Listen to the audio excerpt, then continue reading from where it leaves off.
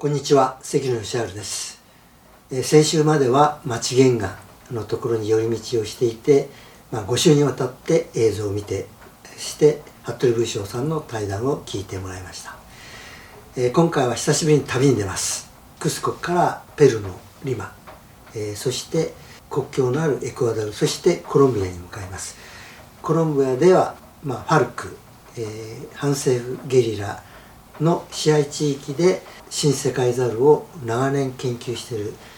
伊沢康生さんのところに行って彼の研究している猿たちを見せてもらいます。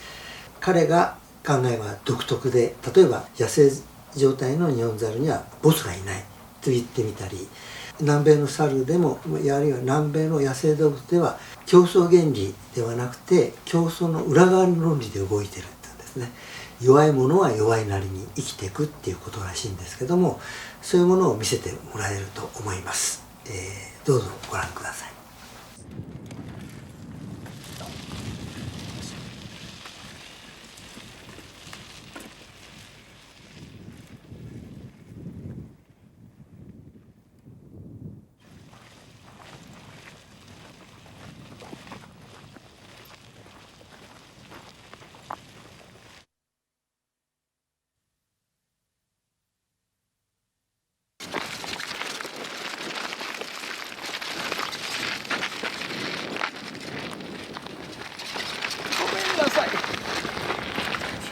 ごめんなさい。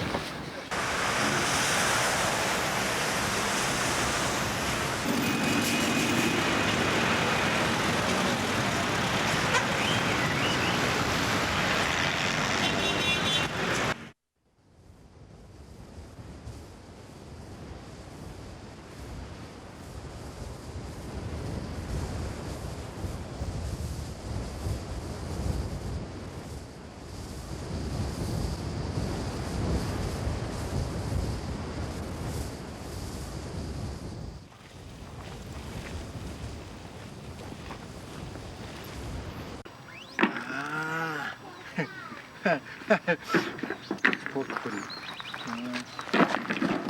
り。インカコーラに塩。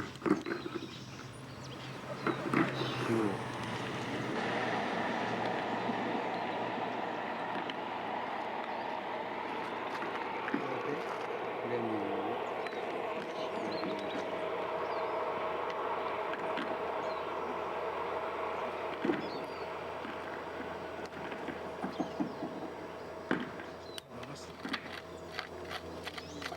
これ砂糖はインカコーラにたっぷり入ってるから、これ全くスポーツドリンクと同じ自家製スポーツドリンク、インカ特製。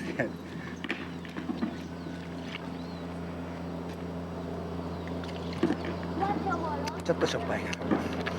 これで脱水は防げる。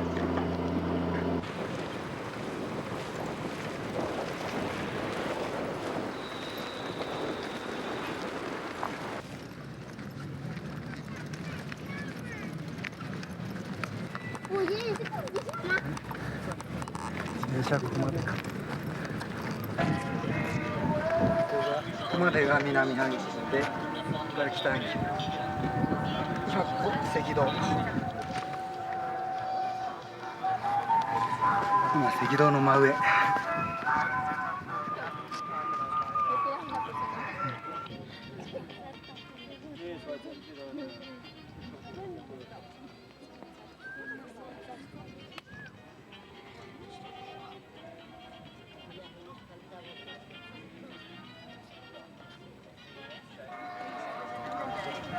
出発してから22ヶ月でやっと北半球。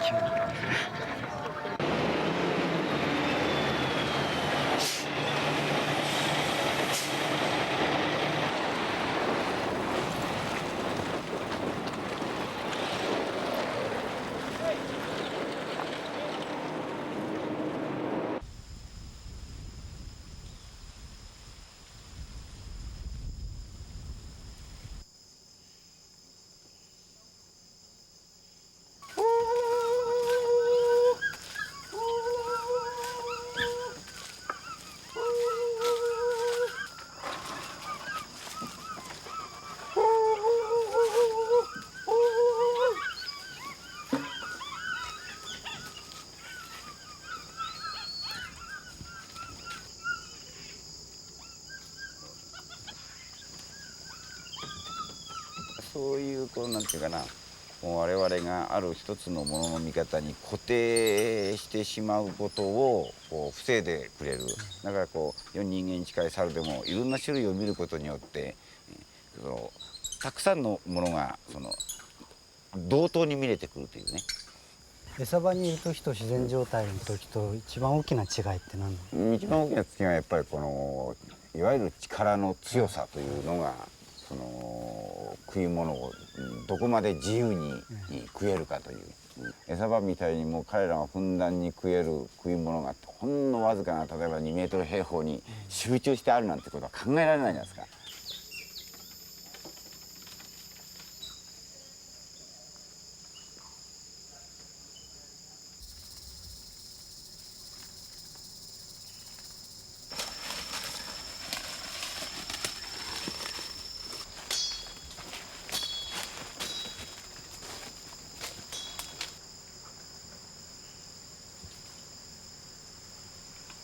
これはなんとなく入っとんな、これ怖いな。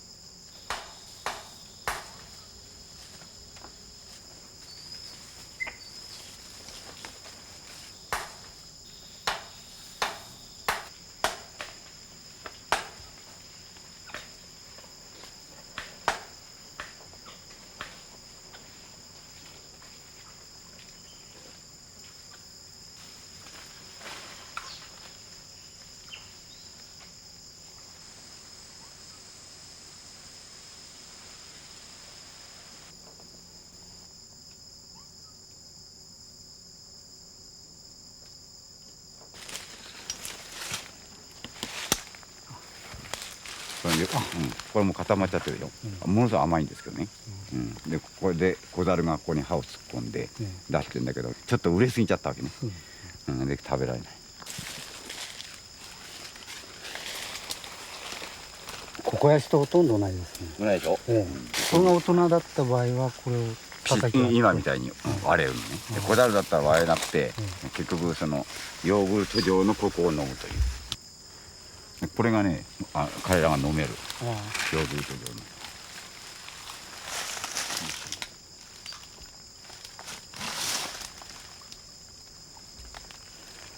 少し発酵してます。してる？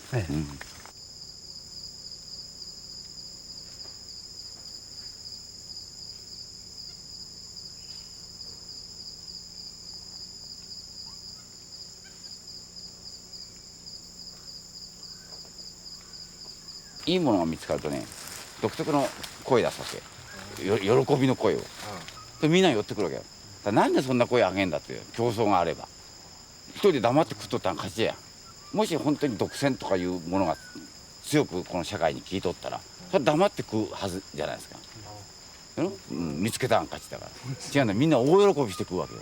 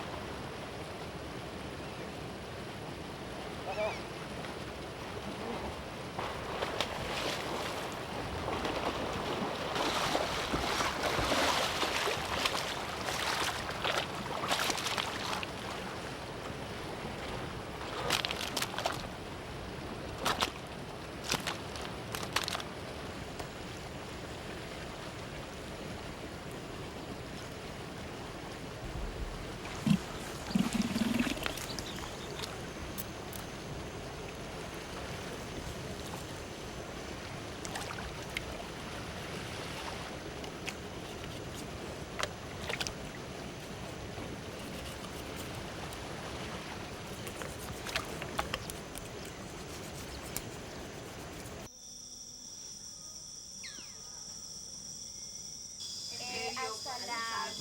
12 del día allí en el cañito. No mueve mucho, ¿Qué iba a ¿eh? decir? No movieron mucho, ¿eh? Que raspa. Como espina de... ¿Escapó? No, ¿No? Tigre se quedó y yo vine, yo escapé. ¿En dónde? ¿Por allá? Malo, a 1 kilómetro por vez. ¿Usted es otro? ¿Sí?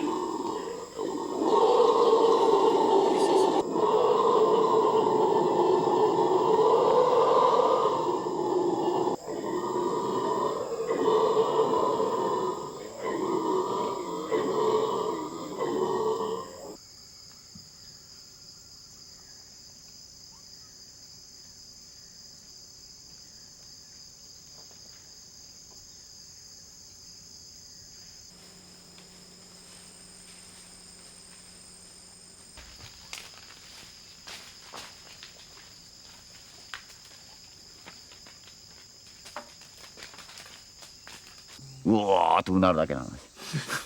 猿との大体チャカチャカチャカチャカしてるだよ。毛づくろいはする、声は多いという、そのイメージからいくとね、ほど遠い猿よ。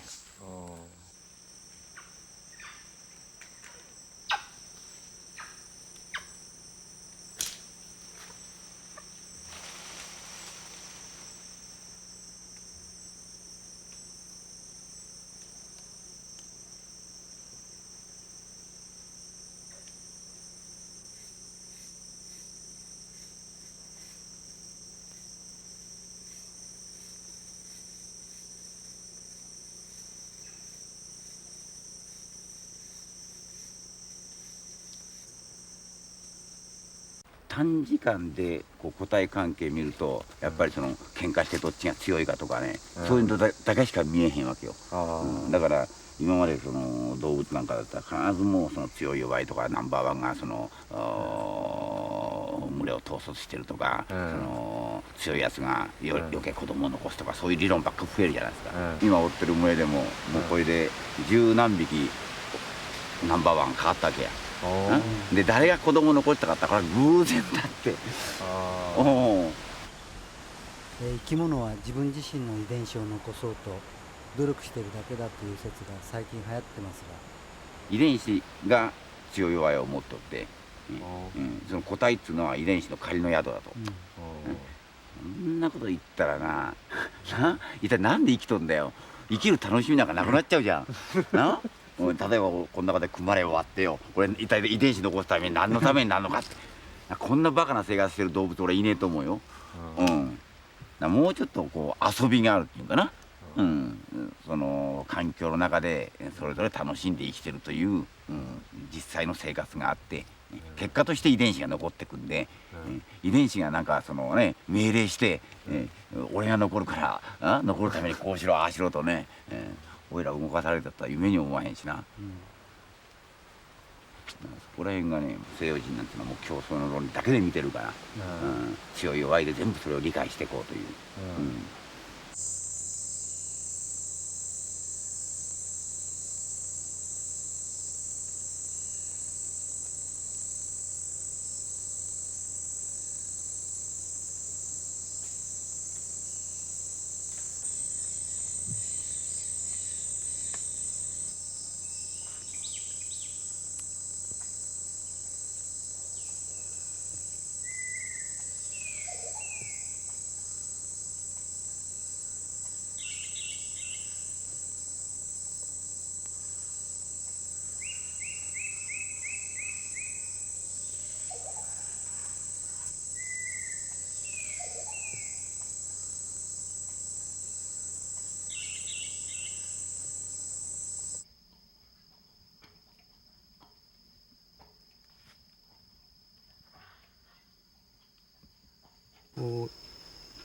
印象的なのはこう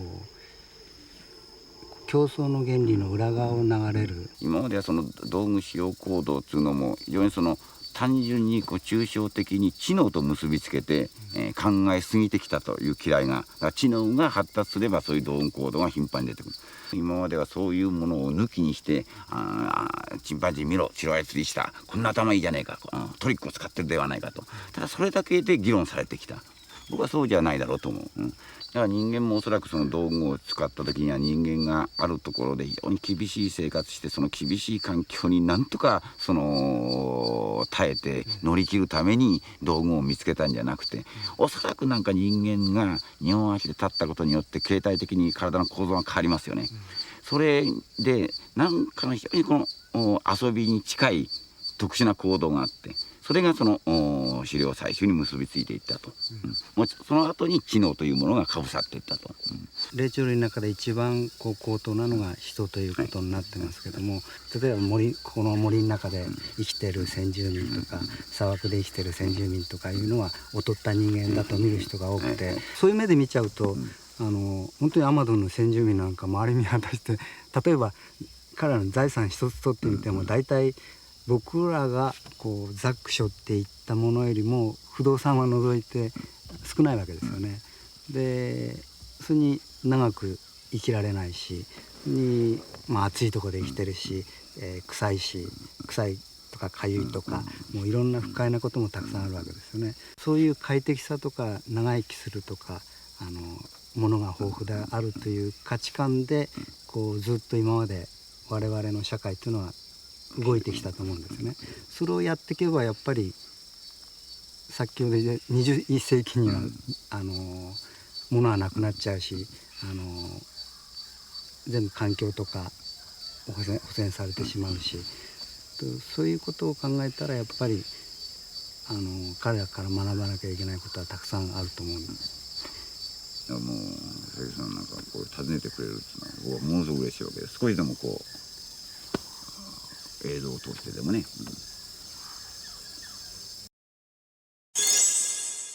ペルーを出て、赤道のあるエクアドルを通って、そして、コロンビアに着きました。コロンビアといえばコカインマフィア、あるいは、半分の地域が反政府ゲリラが支配地域になっているという場所で、治安の悪いことで有名なんですけども、コロンビアを旅している時に、ここは治安の悪いとこだよなと思いながら進んでいました。ある時食堂でゆっくり休んでいて、そして、相棒のペルー人と一緒に出たんですね。そしたら向こうから2人組がやってきました。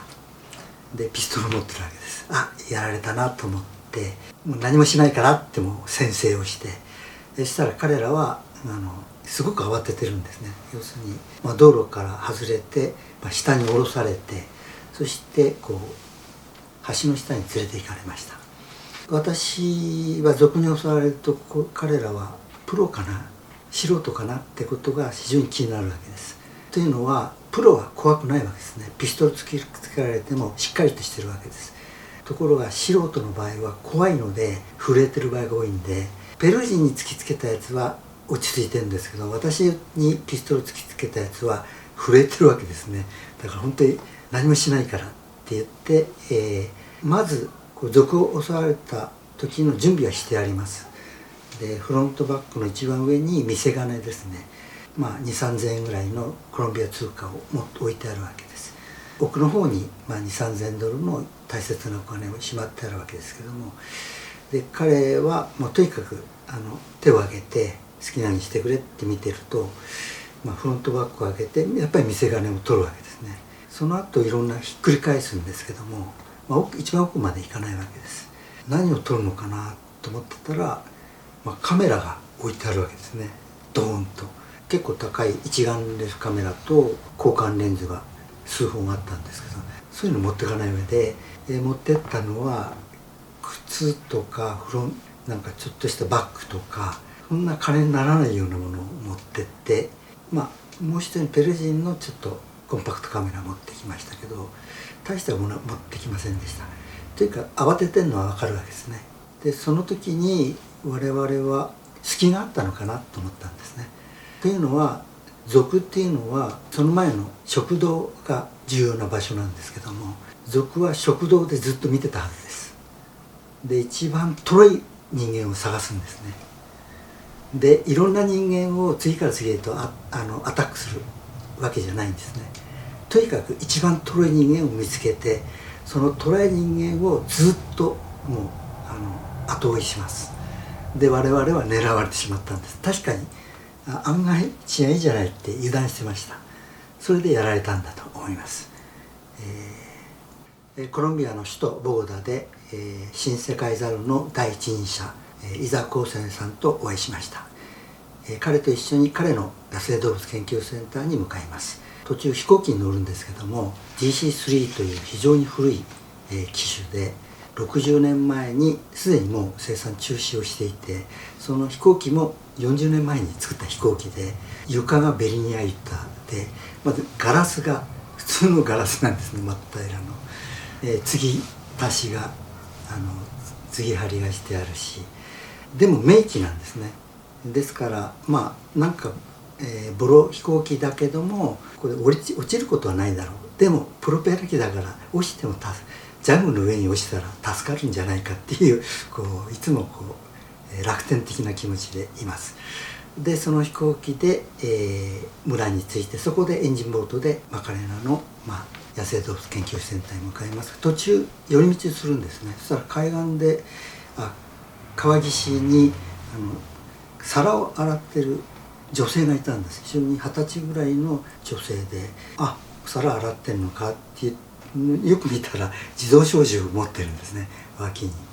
に。でそこの脇にもう一人の男の兵士がいて、やっぱり自動小銃を抱えているわけです。なんか物騒だなと思って中入ってったら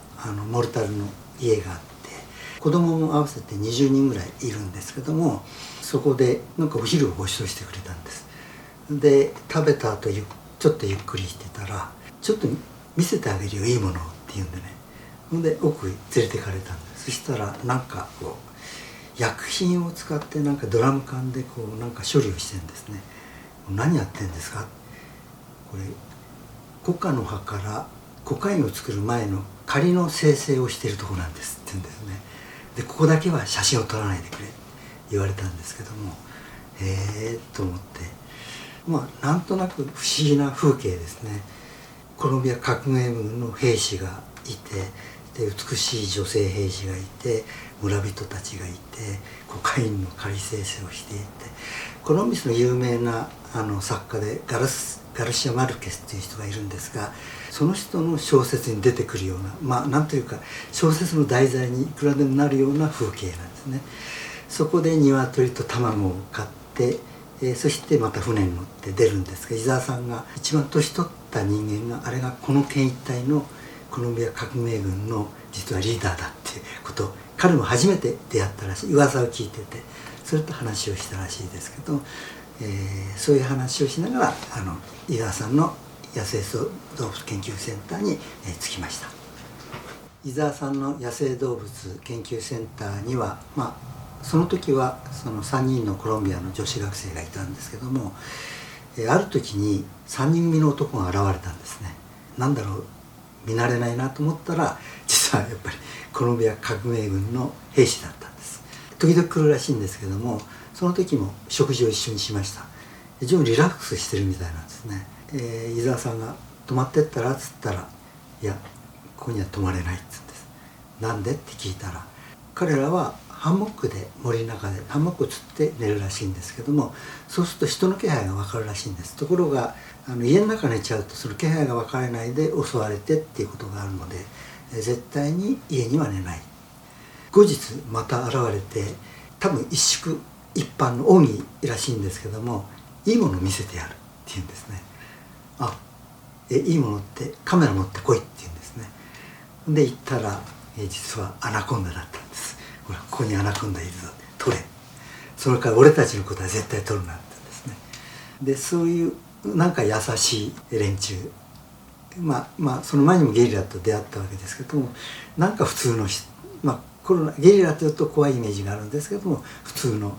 優しいお兄さんおじさんたちでした。伊沢さんは非常に独特な人で、日本猿の世界ではボスがいて、そして、序列ができてるっていうことが当たり前定説になってたけども、伊沢さんははっきりと野生状態のニホンザルにはボスはいないって言ったんですね。そしていろんな人に伸縮を買ったんですけども、でも彼は今でも正しいと思っていて、その人によってはそういうことも一理あるなっていう人たちも、最近は出てきてるんですけども、なぜかっていうと、要するに野生状態では餌がたくさんあるので、俺は偉いんだぞって言ってる間があったら、一生懸命フルーツでもナッツでも自分で捕まえて採取して食べた方がいいっていう考え方ですね。それは一理あると思います。野生状態はそうなんですけども、マカレーナで餌場を伊沢さん持ってましたけども、ああいう餌場で餌付けをした場合は全く条件が違うわけですね。限られた餌しかないわけです。そうすると、順位ができてくるんです。はっきりと一番強いやつから順番に序列ができて、それで食べる順序が面白いんですね。とにかく一番強いやつはもう堂々と取ってきて、もうみんな見回してこう堂々と食べるんですけども、2番目以下はなんとなくね、顔色を伺ってるんですね。もっと強いやつとか、あるいは仲間の猿の伺いも立ててるっていう、2番目3番目って順番に行くかと思ったら、弱そうな猿が順番を破って入ってくるんで、それは2番目の強いメス猿の子供だったりとか、3番目4番目が連携して2番目をより先に取っちゃうとかね。そしてその食べる順番とか、その態度とか仕草とか、そういうものが非常に多分農耕以降に、人間が集まってきて、人の顔色を伺うように生きてきた、それ、あるいは日本の社会と、非常に似てるような気がするので面白いなと思いました。南米の動物たちは、自然淘汰とか、弱肉強食とか、そういう競争原理では説明しきれないところが多いというのが、伊沢さんの話なんですけども、ここの猿を見ててもそうなわけですね。7種類の猿がいる。それで二次林ってあるんですけども、一旦焼き畑をやるとか、野生の木が生えてくる、草木が生えてくるわけですけども、その森のことを二次林って言います。実はそこに2種類の猿がいるんですね。ティティという猿とリスザルという小さな猿です。面白いのは、この2種類の猿はもうほとんど一緒に行動してるんですね。虫を食べたりフルーツを食べたりいるんですけども、その2種類の他にもうちょっと奥の方に、丘陵状になったところに高さ50メートルを超える木が生えています。でそういう原生林なわけですね。そこの上の方に暮らしているのがクモザルとウーリモンキンというちょっと大型の猿なんですね。彼らはフルーツを主に食べています。もうちょっと下の方に住んでいるのが、フサオマキザルですね。クマレを独占した猿ですけども、彼らはいろんな餌を食べるんです。フルーツも食べるし、昆虫もカエルも食べるし、雑食なわけです。もう一つ同じぐらいの猿としてホエザルがいるわけですけども、ホエザルは葉っぱばっかり食べるわけです。でもう一匹いるわけですね、ヨザル。これは昼間は寝てるんです。木のほらに潜って寝てます。でみんなが寝静まった夜出てきて、そして行動する。要するにこの森の中では高さを変える、あるいは行動の時間を変える、それから空間ですね、二次林原生林と使い分けるとか、いわゆる住み分けなんですけども、強いものだけが生き残るんじゃなくて、弱いものも工夫して安全に生きていく、そういう暮らしぶりを伊沢さんは、競争原理に対して競争の裏側の論理って言ってるんですね。で、ここの野生動物を見てる限りは、競争原理でこの野生動物は動いてないんだ、競争の裏側の論理で動いてるんだってことを言うわけですけど、実はこれは南米だけの話ではなくて、いろんな動物も言えて、例えばアラスカでムースというバカでかい鹿が今ヘヘラジカなんですけども、実は鹿の仲間は、ムースもそうなんですけども、秋になると繁殖期なんですね。オスはとにかく繁殖をしたい、メスも繁殖したいんですけども、ハーレムを作るんです。大きいムースがメスを従えてとにかく交尾を繰り返しながら移動するんですけども、その時オスは一切食べないですね。ひたすら交尾です。ライバルが来るんですね。向こう側から別のオスのメウスが来ると戦いになりますけども、実は出会った時に勝負決まってます。その角で大きさで、それはイコール体の大きさなんで、それで大体勝負がついちゃって、逃げていくかで向かってくるやつはいるわけです。それは群れを率いている、ハーレムを率いているオスよりも強いか互角な場合ですね。強いとも群れを率いていてももう譲っちゃうわけですね。もうこいつにはかなわないと思うと。で互角になった場合どうなるか、もうそれで戦いが始まります。鹿の戦いですから角を突きつけて争うわけですけども、ここで面白いのは、そのハーレムの後ろに必ず若いオスのムースがくっついてるんですね。なんかチャンスを伺おうと思って、それで2頭の大きなムースが綱を突き合わせてる時に、もうそっちに夢中になってる時に、実は若いムースたちが発情したとメスのムースに交尾するんですね。でそういうムースのことをサテライトムースっていうんですけども、だから弱いから交尾はできないわけじゃん。そうやってパッと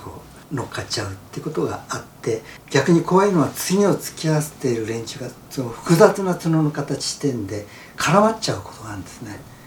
するとこれ絡まり取れません。人間が来なければですね、どうするか、これ餓死するしかないんですね。食べられないですから。そういう事件も起きます。でそういうふうに弱いムースでも子孫を残せないわけじゃないっていう一つの例なんですけども、実はチンパンジーにも同じことが言えて、チンパンジーの交尾の仕方、チンパンジーっていうのはメスはとにかく発情してなければオスを受け入れないんですね。で発情してる時はお尻を真っ赤にする、要するに発情してますよっていうサインを送ります、オスたちにですね。実はチンパンジーは15歳まで発情しないんですね。15歳40歳でもう寿命です。子供を作るチャンスがあるのは25年しかないんです。なおかつチンパンジーは5年に一度しか子供を産まないんです。なぜかというと、子供を5年かけて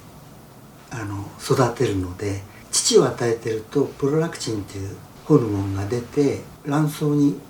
プロラクチンがいくと、プロラクチンってホルモンは乳を出すホルモンではあるけど、卵巣の活動を抑制する作用があって排卵しないんです。だから乳を与えてる限り排卵しないわけで、5年間乳を与え続けるってことは、5年間発情しないってことです。ってことは25年発情するチャンスがあったとしても、その期間も限られてるわけですね。それだけ発情メスが少ないってことは、オスに対してとっては競争が激しいってことです。だからチンパンジーは競争率が非常に高いわけです。そうするとなんとなく我々は序列ができていて、一番強いオスだけが子孫を残せるんじゃないかと思うけど、決してそうじゃなくて、いろんなカップルがあるんですけども、囲い込み型っていうのがあるわけです。一番強いオスがメスを囲い込んじゃうんですね。そうするとメスはその一番強いオスとしか交尾はできないわけです。ところがもう一つエスコート型っつって、若いオスがメスに誘うわけですね。どっかに行こうぜって誘うわけです。メスの協力がなきゃいけないんですけども、群れからちょっと外れるわけです。で、一緒に暮らして交尾を繰り返すわけですけども、これは危険を伴ってます。オスにとってもメスにとっても。というのは、それ見つかるともっと強いオスからリンチ食らうわけですね。でなおかつ群れからちょっとはぐれると、他の天敵とか他の群れの連中からリンチに遭うこともあるわけです。だから危険を伴うわけです。もう一つは出会い頭型っていうか、それをオスが装ってることもある出会い頭に交尾をしちゃう。とにかくチンパンジーの交尾は短いんですね。だいたい10秒だと言われてます。ですからその一瞬の間に交尾をして、でそのエスコート型とか出会い頭型の場合はやっぱりメスの協力がないと一方的にはできないわけです。協力があって初めてできるわけですけれども、そうやって強くないオスでも交尾のチャンスがあって子孫を残せるわけですね。でなおかつ、観察の記録によるとやっぱりメスたちも強いオスだけにと交尾をしたいわけじゃなくて、若いオスとか弱いオスとどうも交尾をしたいっていう傾向があるらしくて、生まれた子供を調べた例もあるんですけども、誰が父親か分かるわけですね。父親が一番強いオスとは限らない。弱い個体からも子供ができるってことは遺伝子レベルでも今分かってきてます。だからチンパンジーを見ても強いからものだけが子孫を残せるわけじゃないってことがチンパンジーからも分かっています。アラスカのムースにしても、アフリカのチンパンジーにしても、南米と同じように自然淘汰とか弱肉強食とかそういう競争原理で説明つかない場合が結構多いんですよね。人類のグレージアーニはアフリカで生まれて、シベリアアラスカ経由で南米に進出したわけですけど、じゃあ猿はどうなんだろうか。猿って熱帯の動物なんですね。で一番北に住む猿は実はニホンザルです。青森の下北半島ですね。あれが北限なんですね。それ以上北に行った猿はいません。でだから猿がシベリアアラスカ経由で南米に来たとは思えない。で原産は猿も人間と同じですからアフリカで生まれたわけです。で今の有力な説は、昔南米とアフリカが一番近づいた時に島伝いに、南米に渡ってきたんじゃないか。その時はすでにもう、南米も熱帯雨林ができていました。でたまたまそこの、木々の広い空間が空いてたんですね。他の哺乳類が住んでなかった。でそこに進出して適応して拡散して繁栄をしたわけです。それが新世界ザル、南米の猿の歴史なんですね。進化というのはそういって空いた場所があるとそこに適応して広がってっていうことを、ずっと繰り返してきたわけです。そして、猿も同じようにアマゾン中に広がったということですね。いかがでしたか。猿を通していろんなものが見えてきたんじゃないでしょうか。私が見たのは猿たちも、いわゆる競争原理、弱肉強食とか適者生存とかそういうもので生きてるんじゃなくて、弱いものは弱いなりに生きていく、生ける社会。むしろ強いものも弱いものもお互いにいろんな場所とか空間とか時間とかを住み分けてうまく住んでる生きてるっていう姿を私は見てきました。皆さんはどうでしたか。で、来週はギアナ高地に向かいます。ギアナ高地は本当に初めて行った時ここ他の惑星じゃないのっていうほど既視感のない初めて見るような光景が広がっていました。でそれから何回も行ったんですが久しぶりにギアナ高地で探検をしましたので、ぜひご覧になってください。よろしくお願いします。